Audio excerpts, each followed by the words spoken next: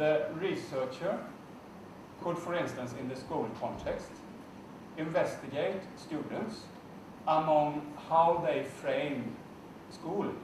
You could interview students, for instance, to see which metaphors do the students use, or pupils, when they talk about their school. Is it a paradise, or is it terror, or is it an assembly line, or what is it? And you shouldn't ask, is this paradise?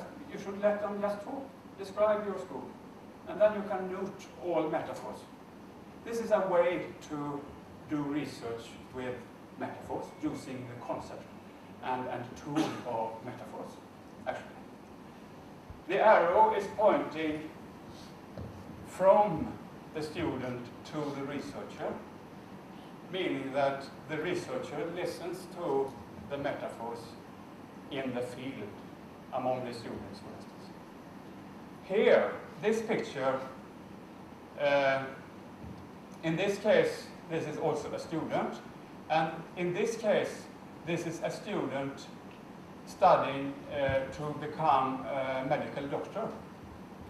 So this is an example how metaphors could be used in education.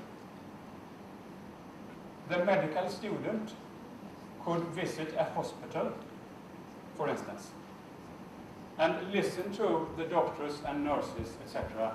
How do they talk about the hospital, and how do they talk about healthcare? Which metaphors do they use? Probably they also say that we need some more blood here, but then I don't think they mean it as a metaphor. I think they mean it literally. So this is an example of how you could use this way to listen to others' unintentional metaphors in teaching. Let the students visit where they probably later will work, where they will have their career. Let them visit and listen to the metaphors that are being used. Let them report and discuss alternative metaphors with the students.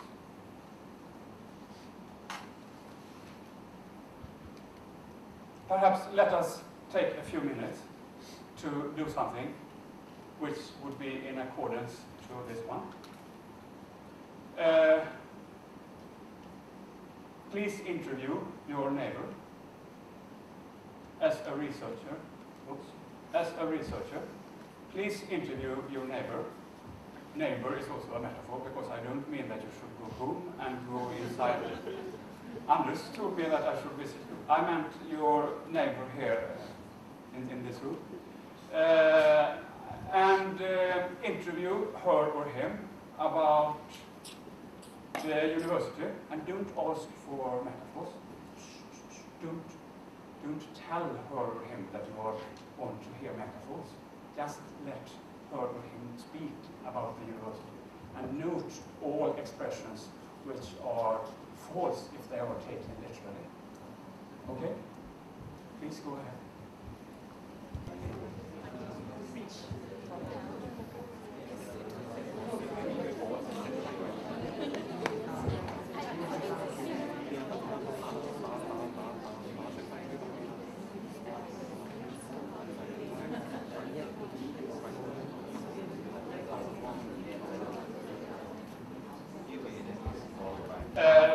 Before, I would like to hear a little report here, please. But before, I should tell you which the most common, the most frequently metaphors are. Some, I'm not absolutely 100% sure of this, but I'm pretty sure that the most frequently used metaphors is the level metaphor. You are over, you are above, you are under. That's a metaphor. I'm under you in rank. It's a metaphor, originally. In and out, open, closed. This school is not open to all. Open. When the doors is open, anyone can enter. Perhaps, I'm not sure they can, but I mean, Those are the mostly frequently used metaphors. Was it difficult to interview each other? Because now when you have started to think in terms of metaphors, you perhaps notice every word you say yourself. Which metaphors did you find among those people who you interviewed? What is the common metaphor about this university? Microphone, please. Microphone, please. Which is the... Did anyone find any metaphors? You didn't hear any metaphors during the interviews? No? Sorry? Main campus. What is a metaphor with main campus? Main metaphor. Any other? Sorry? Open day. Open mind means that what you have in the brain, it comes out. Yes. I have an open mind. Yes? Yes? Any other metaphor? Yeah, okay, I got one. I'm not sure whether this is a metaphor or not, but when I asked Mr. Wong just now regarding to what do you think of Utah, then he said, I can't think of any. Then from psychology perspective, it can be like, the cognitive processes is stopped, you can't think at all. Stop is that the cognitive processes. Again, please. He said, can't think of any. You can't think of any? Yeah, he said, can't think of any.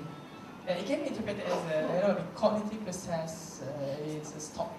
Your cognitive process. Okay. Something like that. Yes. But did you ask him about metaphors? Yeah. Yeah. But in this practice, we will come to that later, to ask people, make up a metaphor. How would you frame the school if you used the tool of metaphor? That's something else we will take later.